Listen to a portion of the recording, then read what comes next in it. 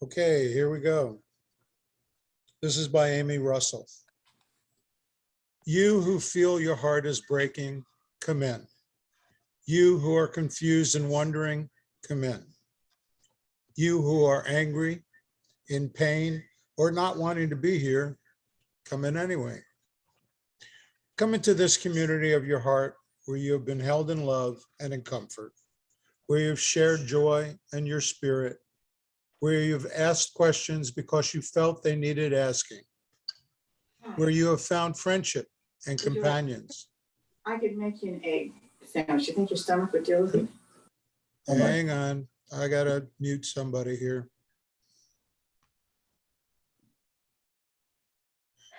Okay. Where you have sometimes not agreed and sometimes not felt comforted and sometimes not felt heard. Bring your broken heart and your grief, share them. Bring your confusion and your questions, share them. Bring your anger and your pain, share them. Bring your hope and your energy, share them.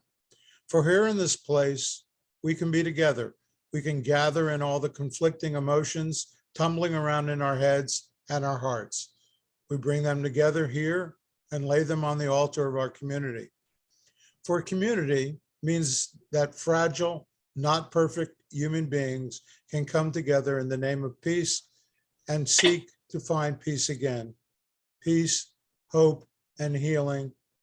May it be so. Okay, our chalice lighting is by Dr. Robin Hanson. Take it away, Robin. Okay, sorry, it's everything is discombobulated here. So, glory be to the earth and to the wind. Glory be to the sun and the rain, and glory be to animals and children. Glory be to our holy flame, which calls us together as one. Thank you, Robin. So I'm going to continue with announcements. Just to remind you that at 12 p.m. today is the mortgage question and answer period via Zoom. I assume it's going to be the same Zoom link. No reason why not. Monday, Chuck's got his Peaceful Heart group at 6 p.m. And if you're interested, get in touch with Chuck. Whew, I got it out. And Saturday, 1:30 to 2:30, Martin Luther King birthday peace demonstration at 10th Engage, an annual event.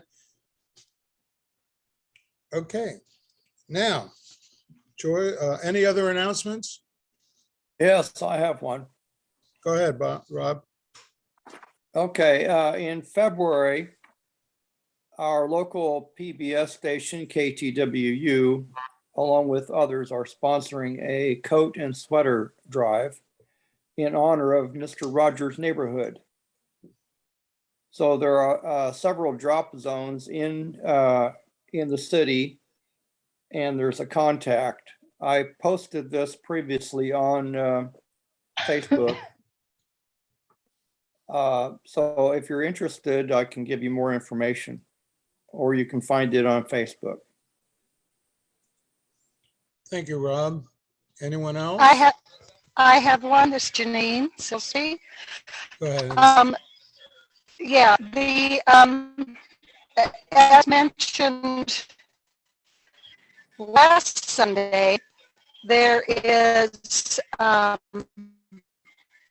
will be a ministerial search committee being formed, and the nominating committee is the one responsible for forming that. So if you do have any, sorry, this is making sense. If you have any interest in that, please contact either myself, Vicki George, or Jean Ryan. Thank you. Thank you, Janine. Joe? The annual meeting or a special meeting for the board, from the board for the congregational meeting is January the 23rd after the program. That's to vote on the mortgage proposal, whether to pay it off or not. So Okay, the 23rd, 12 o'clock after the program. thank you, Joe. Anyone else? Yeah, I have another. Okay, Rob. On a week from today, I'm going to be putting it together a program about art appreciation. Raymond Powers is also speaking, and we would like to get other voices, specifically female voices, to talk about why they like a certain piece of art, what they find uplifting about it, or maybe they don't like it and why that is. It's not too late. We have a whole week to prepare for that. So contact me if you'd like to participate. I hope you will. And be part of the program. 5 minutes at the most. Thank you. Thank you, Rob. I do have an announcement, just to keep people in contact with what's going on with the Blessing Box. As you know, we have, during the pandemic, we upped the ante and went to 3 days a week on the Blessing Box. We're filling it with donations three different ways. People leave food, which has to be screened for, whether or not it's valid to put it in the box. We also have money in the Social Justice Fund that we use to buy food. And we have about 4 different entities within our organization that make cash contributions. What's going on right now is we are in the middle of signing up with, and we also get it from another church. There's one church that helps fill blessing boxes, and about once a month, they bring us some food. The rescue mission has started a program where they will start supplying blessing boxes. And they would like, I don't know how this is going to work out, but if they come through as we think they will, or as they'd like to, there will be enough food for us to fill the box almost every day, which is a big blessing. The other, and we'll let you know about that and how that goes on. On the other hand, it would be really helpful if more people would contribute on a regular basis. It's $5, $10, $15 a month to the blessing box, so we continue this good work. So that's it. There'll be more coming on that in the future. Joys and concerns. This week, I spoke to Shannon Roy's sister, actually yesterday. The repairs on her house are continuing. She has stated she will never move back into that house. Unfortunately, she is not doing well. She's not thriving where she is. She's not eating very well, and she pretty much is not cooperating with the staff. So sending cards and letters and visiting are out of the question. So all we can do is send our thoughts and hopes towards Shannon and her family.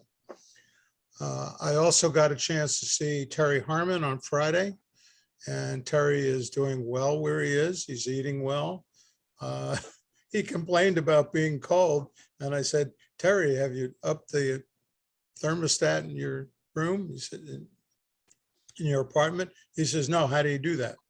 So I upped the thermostat for him, and he was starting to get a little more comfortable, but he's doing well. And he does appreciate hearing from people. So if you have a chance to drop him a card or give him a call, he may or may not answer, depending. But at any rate, he's doing as well as to be expected. Are there any other joys and concerns?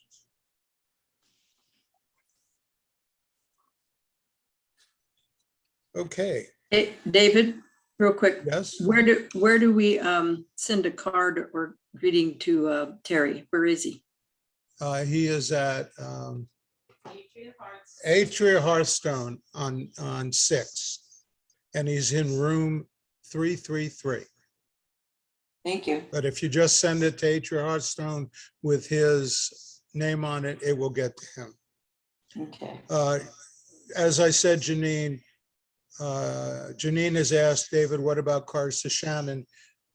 Shannon spends her day under the covers with the covers over her head. She will not see anybody. She will not talk to anyone. She is unfortunately doing really poorly.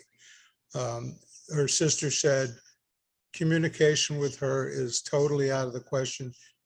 She is not interested and will not cooperate. Does that answer the question? Yes, owner's iPhone. You said you wanted to say something? Okay. All righty. David, I did want to say, I understood that she didn't want calls or people coming to see her. I just wondered if a shower of cards might, she doesn't have to respond to that or anything. But the only thing I would say is, I guess I could find out what her sister's address is. She is not opening mail. She is not looking at anything. She's not taking care of her cat. I mean, And certainly, I would think the cards might be uplifting for the sister. I would want to Right. help uplift the sister. so why don't I get that information and get back to everybody? I'll Thank you. post it on the UUFT Facebook page. Anything else? Okay. About Robin. Dr. Robin Hanson earned a master's in human relations at the University of Oklahoma, a master's in anthropology at the California State University, Stanislaus, and received her PhD in American Studies from St. Louis University. Her research in American cultural landscapes has resulted in a number of presentations at international and national conferences, as well as numerous publications. She currently teaches cultural anthropology, sociology, and world history, and is the founder of the Sentient Institute for the Study of Women's Spirituality. Welcome, Robin.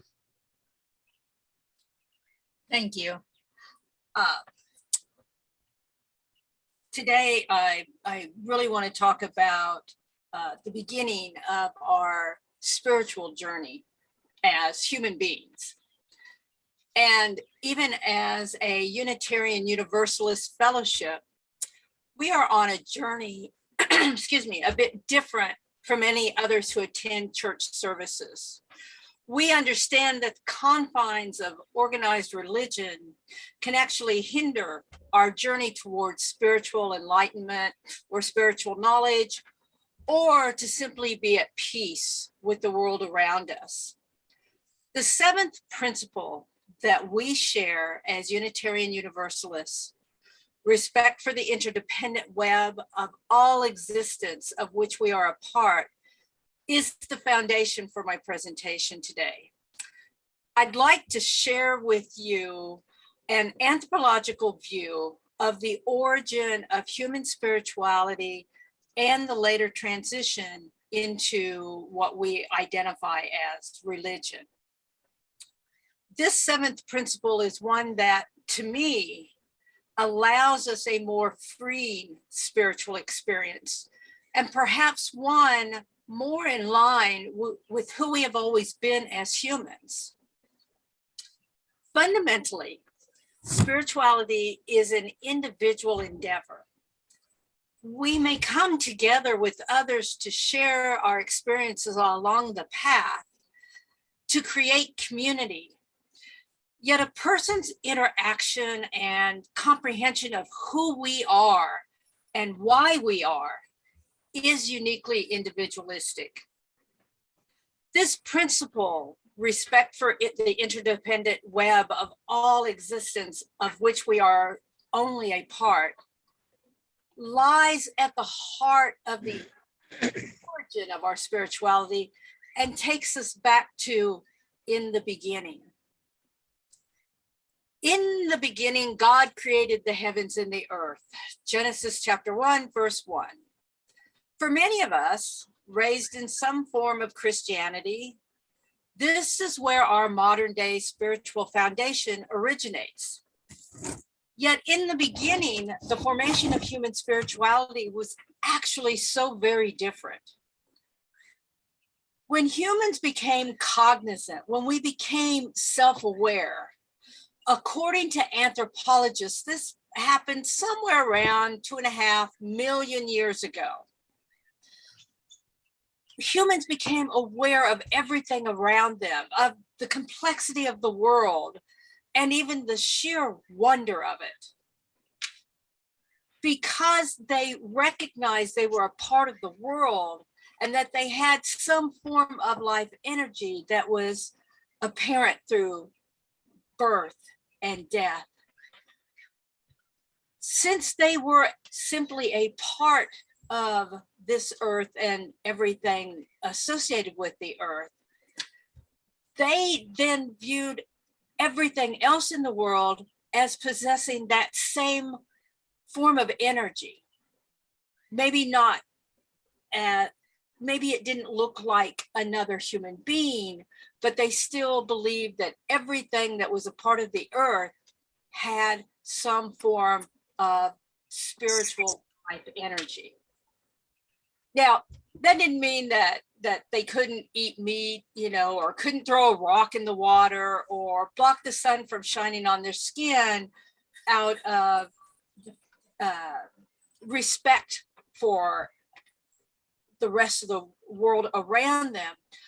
Rather, it meant that they had to be aware of their actions and how those actions affected the world around them. In modern times, this viewpoint was labeled animism, and that comes from the Latin word anima, which means breath or spirit, life, mind, soul, something referencing that energy that is a part of all of us. The term was first used by Sir Edward Burnett Tylor in his work Primitive Culture back in 1871.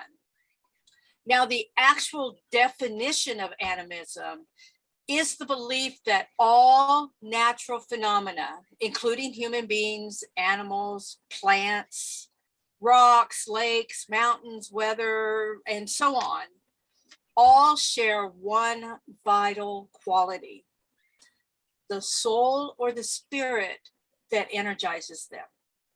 Now, more simply, it's the belief that everything is conscious or that everything has a soul. It's the recognition of our intrinsic tie to the earth and all that exists because of it. This animistic thought is at the core of most Arctic belief systems, communities often distant from the outside world and its constructs. Among the Inuit people of northern Canada, for example, various precautions are taken in all stages of a hunt so as not to offend the hunted animal, because such an offense could lead to bad luck in the future for the hunter who carried out an improprietous kill, furthering the notion that, at least in some animistic cultures, animals may possess a spirit independent of their bodies, comparable to that we attribute to humans. There are other examples of the continuation of animism in modern day religions, such as Shinto, Hinduism, Buddhism, Jainism, and modern day paganism.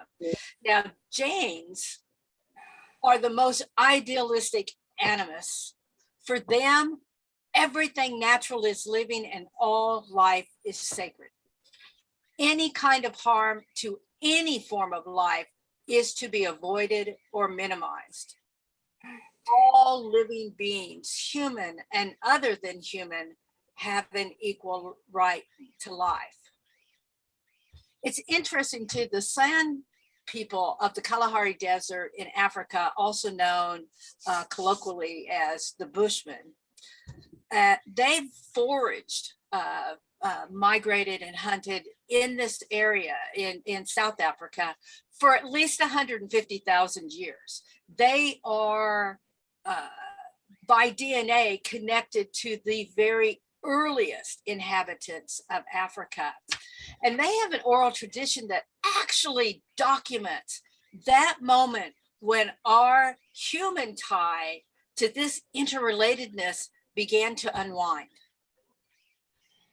The San believed that humans used to be able to talk with the animals, that we were all able to communicate with each other, just as we kind of today think that animals can talk to each other. When humans became self-aware, when that moment occurred, to the San people, excuse me, and their oral tradition, they believe that that's when humans lost the ability to talk to the other animals, that we became apart from them, that an artificial separation occurred, and we kind of lost that innate tie to the earth itself. To me, it reminds me, in a sense, of being banished from the Garden of Eden. I think of how wonderful it would be to be able to communicate with those around us.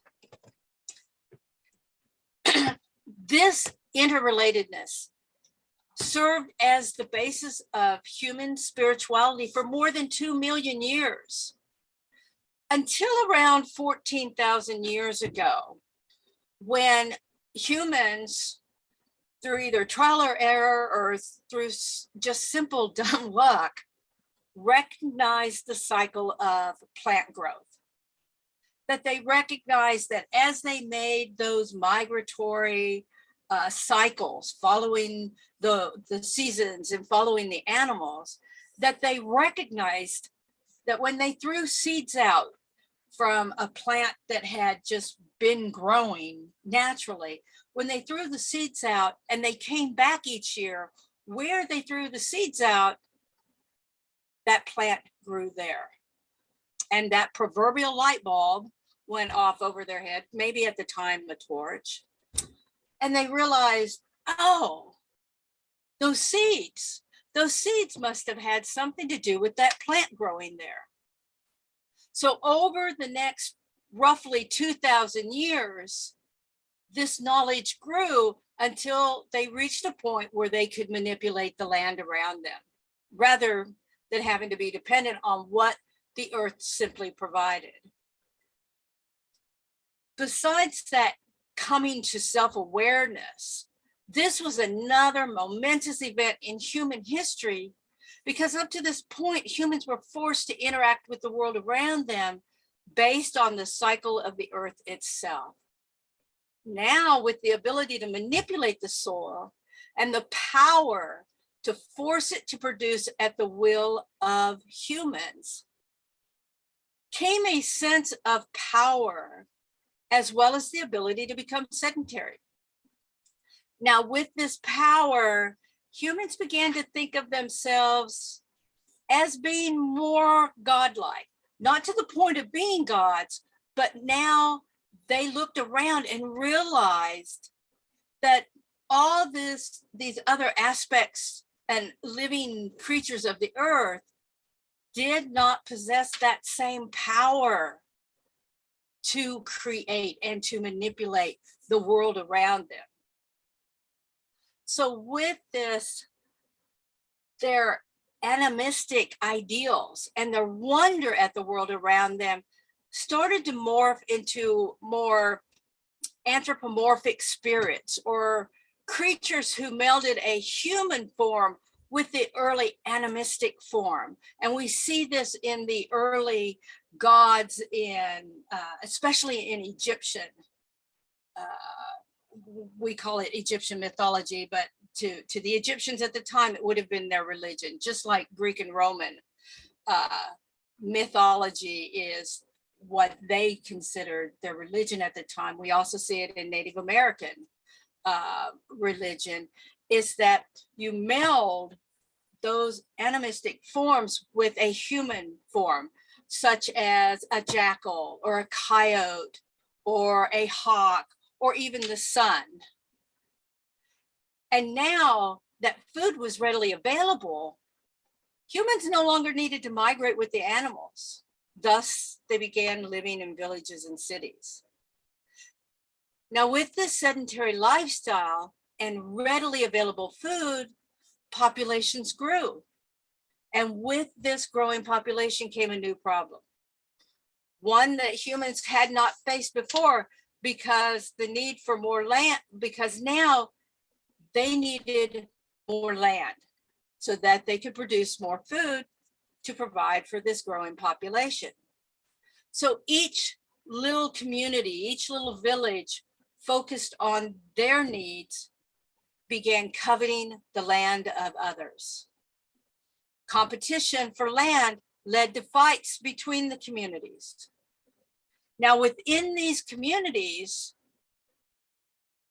they would have their own interpretations of the spirits who they associated with for providing for food, for shelter, for water, etc., for bringing the rain, for holding off the storms, for the sun coming up in the morning and the sun going down at night, and the shifting in the seasons.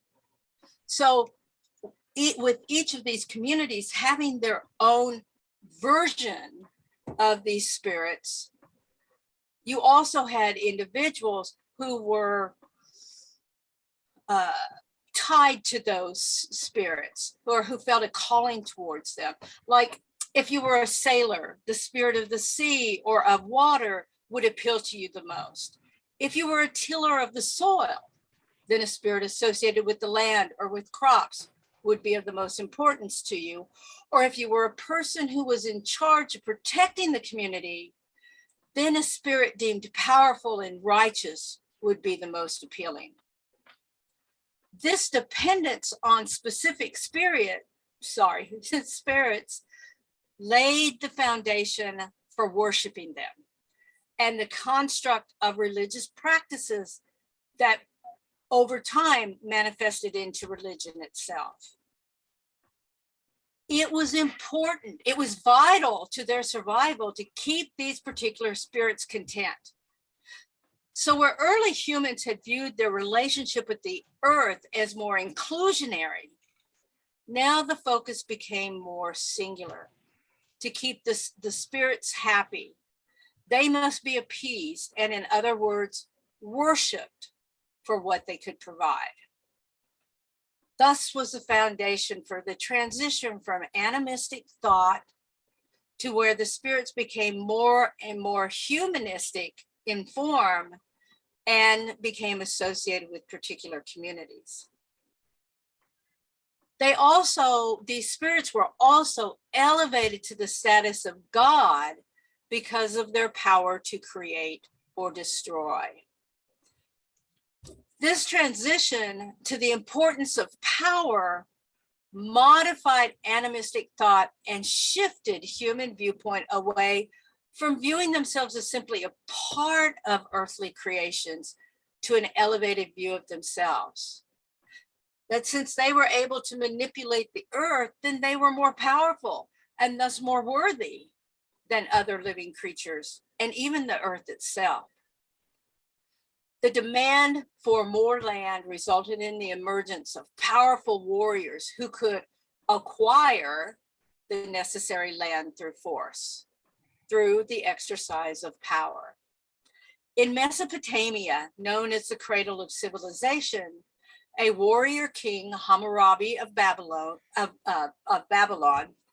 conquered Elam and the city-states of Larsa and Ashnuna and Mari. He defeated the king of Assyria and forced his son to pay tribute, bringing almost all of Mesopotamia under Babylonian rule. He brought these city-states and countries under his control, and through the famous Code of Hammurabi, our first documented cases of laws being laid down for the people, which he claimed to have received from Shamash, the Babylonian god of justice. He forced those conquered people to worship his primary god, Marduk. And after his death, he was revered as a great conqueror who had spread civilization through the land. This being an early example of the transition from polytheism, the worship of multiple gods or spirits, as we saw as these communities began to form, to monotheism, the worship of a single god. The transition to monotheism is simply the continuation of the conquests exemplified by Hammurabi and told throughout the Old Testament. People who are conquered must acquiesce to the god of the conqueror. Over time, that one god becomes the only god people are allowed to worship. Where Hammurabi sought to control the land around him to provide land for cultivation, today we have moved so far from fundamental spirituality to a place where organized religion seeks to set limits on the way humans view and interact with the world around them. Often this leads to some of the greatest destruction ever experienced. So many people no longer seek spiritual knowledge on their own, but expect it to be delivered to them neatly in a 30-minute sermon once a week. In the beginning, spirituality was not reliant on some entity, whether God or spirit. Humans simply existed on the earth along with everything else, an interdependent web of all existence of which we are a part. How interesting that as we grew more powerful and gained more knowledge about the world around us and gained control over the physical aspects of our existence, that we lost awareness of our true place on Mother Earth. Yet there is hope for our future world and our interconnectedness. People who have been assimilated into the structures of organized religion are standing up and saying no more. They're reclaiming their inherent spirituality. One example is that in Bolivia, David Choquehuanca, regarded as an Amara or a wise one, made the following speech back in 2016, building upon a movement that had started back in 2006. And he said, with the permission of our gods, our older siblings, and our Pachamama, our ancestors, our Archalias spirits, with permission of our Patuchu, our rainbow and our sacred coca leaf, with the permission of our people, with the permission of all those present or not in this chamber. Today, I'd like to take a few minutes to share our thoughts. Our duty to communicate, the duty to dialogue, is a principle of living well. The peoples of millennial old cultures, through the culture of life, we maintain our origins since the dawn of time. As their children, we have inherited a millennial old culture that understands that everything is interrelated, that nothing is divided, and that nothing is on the outside. Because of this, we're told to continue together, that no one stays behind, that we all have everything and that no one lacks anything. And that the well-being of all is our own personal well-being, that to help is a reason to grow and be happy, that to resign for the benefit of the others makes us feel strengthened. that to unite and recognize ourselves in the whole is the path of yesterday, today, tomorrow, and forever, a path from which we have never strayed.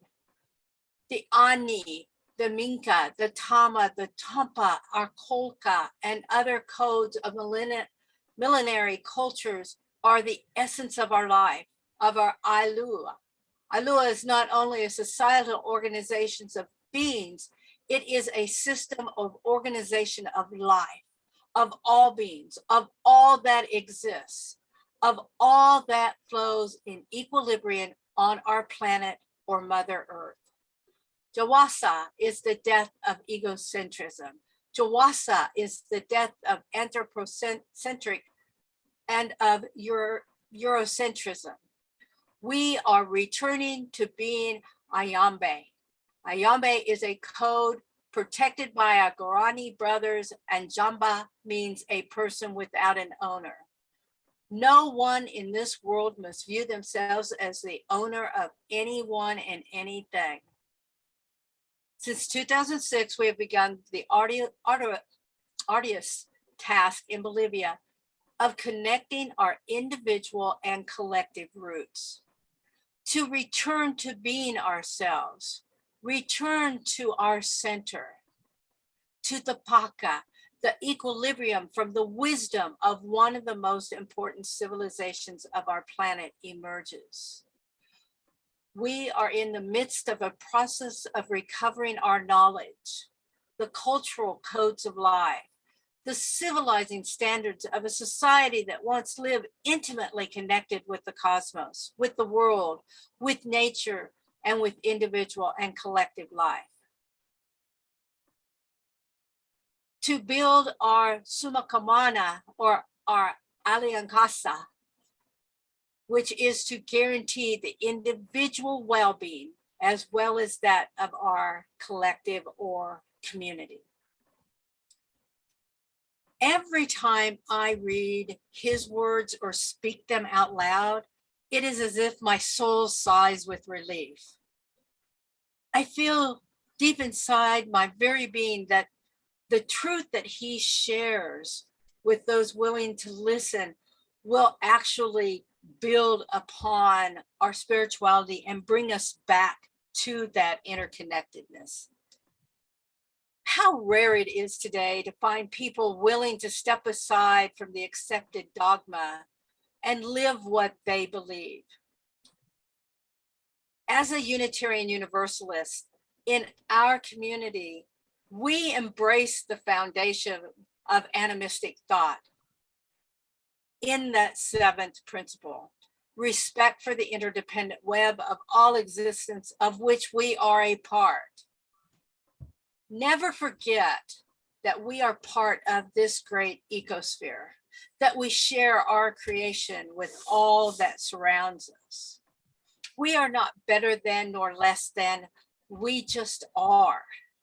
And may you embrace the wonder and the awe in being part of something so incredible. Thank you.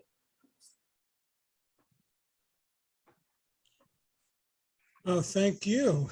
That was very well put. So now I'd like to leave it open to the floor for thoughts, questions for Robin, whatever. Remember to unmute before you speak.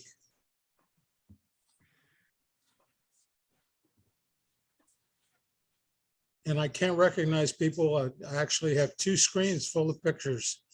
So you're going to have to speak up.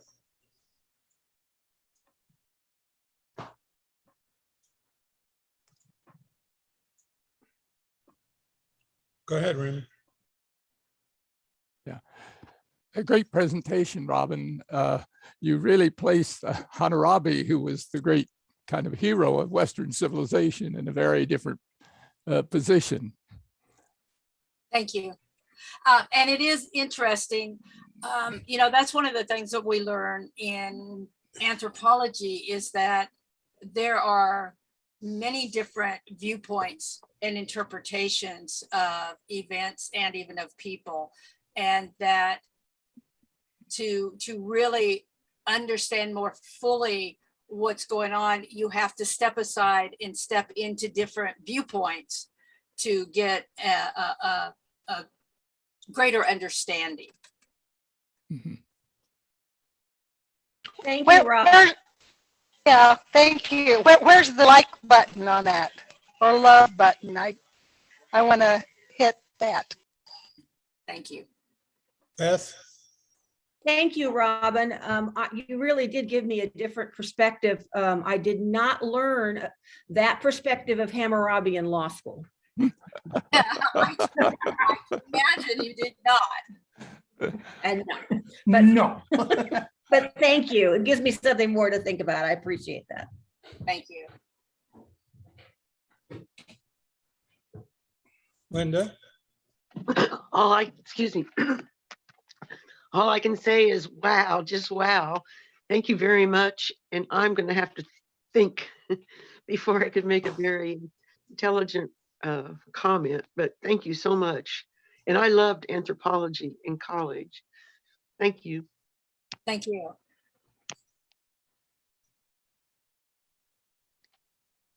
I would like to say thank you too. To have the sort of origin of our sense of interconnectedness lifted up is very encouraging to me, and I am very grateful that I got to hear Robin today.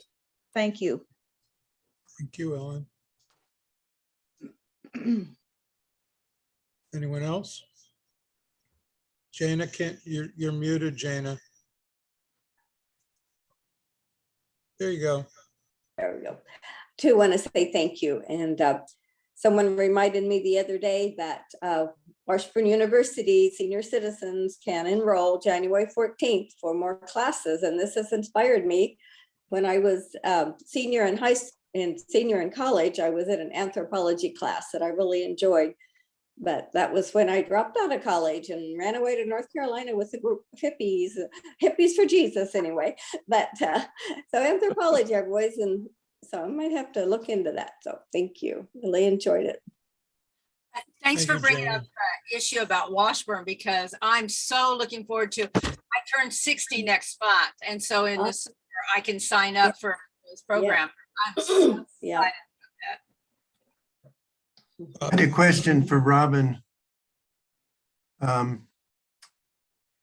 you see in our contemporary world a separation of the idea of interconnectedness from spirits, from the notion that all living things have spirits? Sure, I do. And you see it so often in the justification for what we do. And even in, it sounds like I am against organized religions, but I have to say, I am concerned at the path that many of them are taking, where it's all about the money and all about the bigger church and all about what you can have and what more you can get. And that money seems to be the driving force. It takes us away from simply existing. And there's not, and it's like I said, people will go to church for, the hour, get their sermon, and then go on like they've done what they need to. And I have to say, I'm very animistic in my viewpoints. That is what drives me. And I mean, I live my spirituality every day. And, I see the world around me. Like I said, like I was telling Bob and David, I live right across from a lake. And here in the last few days, we've had hundreds and even into the thousands of geese out there, and they're flying over and they're noisy and everything. And it's just like, I embrace that wonder of the world around us. And I tell you, that fills my soul with peace and with happiness.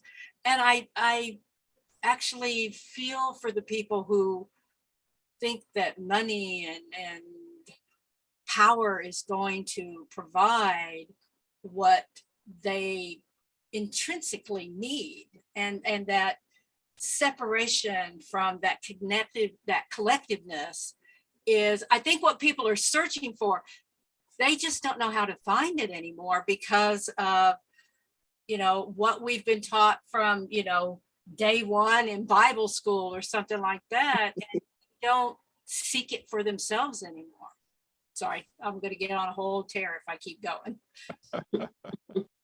Robin, I have a question. I've heard this word a lot, spirituality. And I wonder if you could help me understand what you mean by spiritual, to describe it or define it for yourself. That it's almost like trying to describe what love is, because I believe through my spirituality that it is an individual path, that each person through their experiences, through their interpretations, through their knowledge, through their it's called organic inquiry, where it's what you know, what you feel, what drives you is your spirituality. And I think, you know, and that's one of the things that brought me to Unitarian Universalists many, many years ago, at least in looking at how the community exists within that church, is that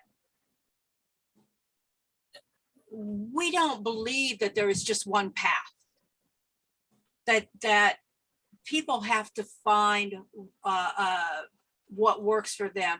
For me, spirituality is, you know, let me say, Ludwig Wittgenstein was a philosopher, linguist, and he talked about the problem with knowledge is that we can only communicate what we have words for. And when it comes to spirituality, I wish I could tell you exactly what my spirituality is and what it means to me and how I view it. But unfortunately, I just don't have the words for what it is. It's just that knowing, that feeling, that, you know, when I see these geese take flight, there's a part of me that just feels such joy in seeing them do that. You know, it's that interconnectedness. I may not be flying with them, but I can feel the joy of them being able to fly. I can feel the wind against my skin and embrace the power in that wind. And I don't know, it just, I don't know. I get that giddiness. You know, I watch some of these people at some of these big church services, and there's just almost a glaze over their eyes. They're just so into it. That's how I feel when I see the world around me. That's my spirituality. Thank you. I wanted to comment that I think, you know, I'm very much in tune with what you're saying, Robin. I really appreciate it. You've explained things that I think I feel, but I could never put it into words like you have. But I think the worship of one God and that whole train of thought enables a great deal of cruelty. I think of animistic peoples who would apologize to an animal they had just killed in order to have food. And then nowadays we are so split off from that reality. You know, the animals are killed sometimes very cruelly far away from us, and we find pieces of them in the supermarket. also slavery, I think, could not have happened in a society that felt at one with everything and everyone around them. I agree completely. I wanted to mention something after our discussion a couple weeks ago. I went online trying to find out more information about spirituality because there's so many different ways people use that term and define it. And I found something very interesting. The Fetzer Institute, FETZER, did a survey in 2020 in January and they published something which is online and people can look at it if they have an interest, called What Does Spirituality Mean to Us? A Study of Spirituality in the United States. It's got lots of very interesting comments from people, wide ranging.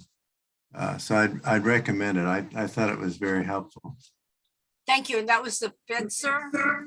Yes, FETZER Institute. Thank you.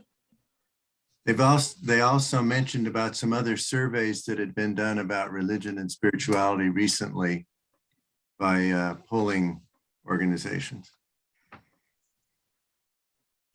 Anyone else? I'd like to chip in real quickly, if I may. Sure. I'd like to thank you for your talk today and enjoyed it very much. I'd like to piggyback on the several other people who spoke of their anthropology classes in college and how they enjoyed them, which I did also. There was one piece that I used in my classroom in my high school English classes that I always loved using. And it was Chief Seattle's speech. And he so eloquently talks about the web of life. Now, there's a very long version of that, which to me, I think somebody else took his words and elaborated on. And there's a very short spiritual piece that talks about the web of life and how we're all interconnected. And if anybody hasn't read that and would like to, you can find it online, but look for the smaller, shorter one because it's just a beautiful piece of writing. And we really enjoyed working with that in my classes, the students did. So, thank you so much. I love everything. I love animals anyway. All the birds that crashed in my backyard and lived there joyfully for a long time. We just had great times. Yeah. Thank you.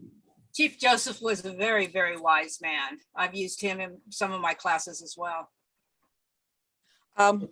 Vicky here. Couple of things. Love the program. Thank you for putting it together. And boy, was that a crash course in a lot of history. Oh, yeah, sorry. Yeah, I need to hear it several more times. The thing about spirituality, a couple of things. One, on a more serious side, I think that's what so many people are searching for. Whether it's mega churches or yoga classes or whatever. I think that UUs and the UU tradition could be very attractive to some of the millennials that are searching.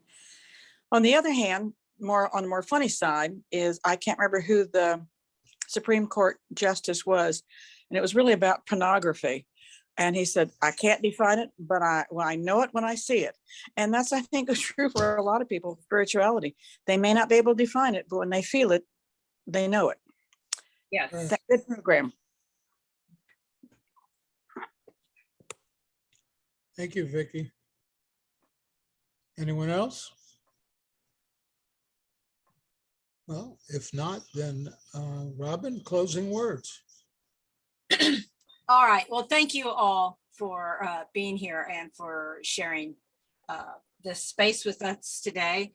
I'm leaving you with a prayer from the Reverend Lucy Bunch, who is a Unitarian Universalist minister out in California right now.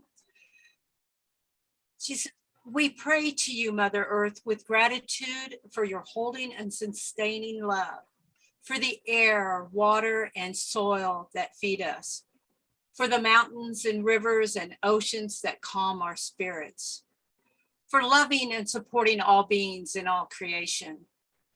We pray to you, Mother Earth, with humility. Help us to remember our place in the great web of life.